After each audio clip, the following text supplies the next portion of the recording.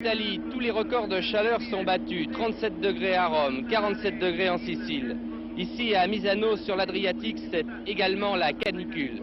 Dans quelques minutes, à 18 h exactement, sera donné le départ des Formule 2.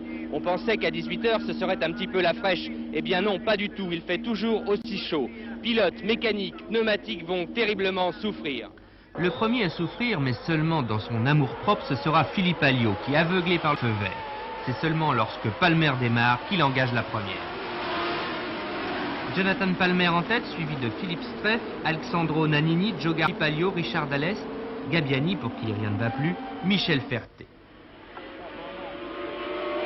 Le premier quart d'heure sera passionnant. Philippe Alliot, une remontée extraordinaire depuis la 6e place.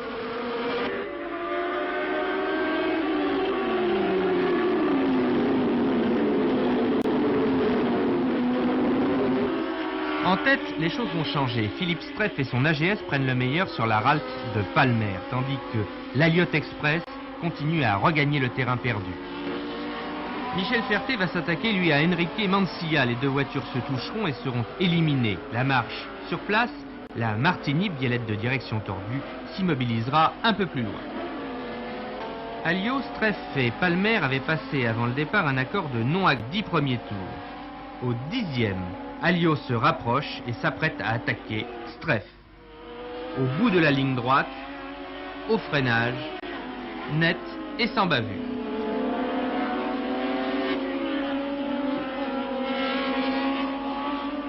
Streff Alliot pour quelques tours seulement. L'AGS moteur cassé va devoir s'arrêter. Streff nous racontera après la course qu'au départ, bloqué derrière Alliot, il avait fait subir un sur-régime à son moteur. 11 000 tours, cela a sans doute suffi. Derrière Alliot, Palmer joue le championnat de... Au 21e tour, coup de théâtre. Alliot va s'arrêter, suspension arrière cassée, regardez la roue arrière droite. Dommage pour Philippe, 95% du travail était fait.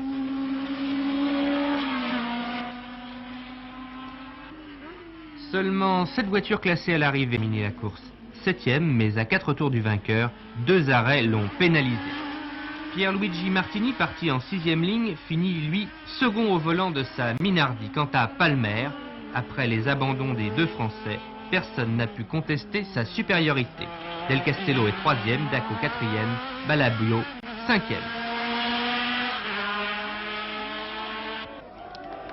Voilà, avec cette victoire ici à Misano, Jonathan Palmer confirme son option pour le titre de champion d'Europe de Formule 2 1983. Grosse déception côté français pour les deux Philippe, Streff et Alliot. Automoto est terminé.